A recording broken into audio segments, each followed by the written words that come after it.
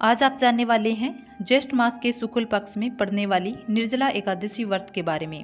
व्रत कब रखना है, कब खोलना है, क्या निर्जला एकादशी व्रत के दिन जल पी सकते हैं, साथ ही आप जानोगे इस दिन के महत्व के बारे में। निर्जला एकादशी, जैसा कि नाम से ही पता चलता है, बिना जल और बिना अन्न के इस दिन व्रत रखा जाता है। साल 2023 में निर्जला एकादशी है 31 मई बुधवार के दिन, और निर्जला एकादशी का जो उपवास है केवल इसी दिन रखा जाएगा। यही तिथि उदया तिथि के अनुसार और द्वादशी तिथि युक्त एकादशी रहेगी।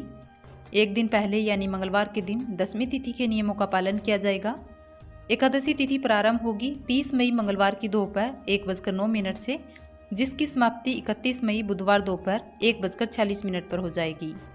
जो लोग इस दिन व्रत रखना चाहते हैं उन्हें अन्न और जल का त्याग एकादशी तिथि की सुबह से करना होगा।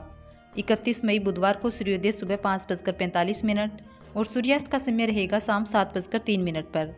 राहु काल का समय इस दिन रहेगा दोपहर 12 बजे से 1:30 तक। मान्यता के अनुसार राहु काल का समय अशुभ मुहूर्त में गिना जाता है। द्वादशी तिथि प्रारंभ होगी 31 मई बुधवार की दोपहर 1:47 से। इसके साथ ही हरिवासर का समय भी प्रारंभ हो जाएगा और द्वादशी तिथि समाप्त होगी 1 जून गुरुवार की दोपहर 1:39 पर। द्वादशी तिथि यानी 1 जून गुरुवार को सूर्योदय सुबह 5:44 पर और सूर्यास्त का समय शाम 7:04 पर रहेगा। इस दिन ब्रह्म मुहूर्त का समय सुबह 4:08 से 4:56 तक रहेगा।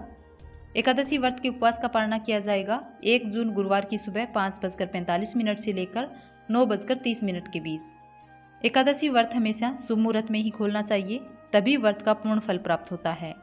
चाहे एकादशी की तिथि दोपहर से प्रारंभ होती हो, लेकिन जो व्रत रखा जाता है वो सुबह से रखा जाता है और अगले दिन द्वादशी को सूर्योदय के बाद उस व्रत को खोलना चाहिए। हरिवासर के समय कभी व्रत नहीं खोलना चाहिए और हरिवासर का समय होता है द्वादशी तिथि का पहला 1/4 पहर, यानी शुरुआत के 5 से 6 घंटे का समय होता है। निर्जला एकादशी व्रत को सबसे पहले कुंती पुत्र भीम ने किया था, इसी कारण इस एकादशी का नाम भीमसेनी एकादशी भी है। जो लोग पूरे वर्ष एकादशी का व्रत नहीं रख पाते हैं तो साल में एक बार आने वाली निर्जला एकादशी के नियमों का पालन करते हुए इस व्रत को रखते हैं तो उन्हें साल भर की सभी एकादशी व्रतों का पुण्य प्राप्त हो जाता है। इस व्रत के प्रभाव से अगले पिछले सभी जन्मों के पापों का नाश हो जाता है और अंत में मोक्ष की प्राप्ति होती है। क्या सभी के लिए इस दिन निर्जल रहना अनिवार्य है? तो आपको अपने सामर्थ्य के अनुसार इस व्रत को रखना चाहिए। आपकी शारीरिक क्षमता ऐसी नहीं है कि आप बिना जल के इस व्रत को रख सकें, तो आप उसी प्रकार का संकल्प अपने व्रत के दिन ले कि आप जल के साथ इस व्रत को धारण करना चाहते हैं, तब आपके लिए निर्जल नहीं रहा जाएगा। लेकिन जो लोग निर्जला रहकर उपवास करते हैं उन्हें सुबह से लेकर अगले दिन तक निर्जल रहना होता है। यदि संकल्प टूट गया, यानी कि आपने संकल्प लेकर व्रत प्रारंभ किया और बीच में आपने जल ग्रहण कर लिया, तो व्रत टूट जाता है, व्रत खंडित हो जाता है।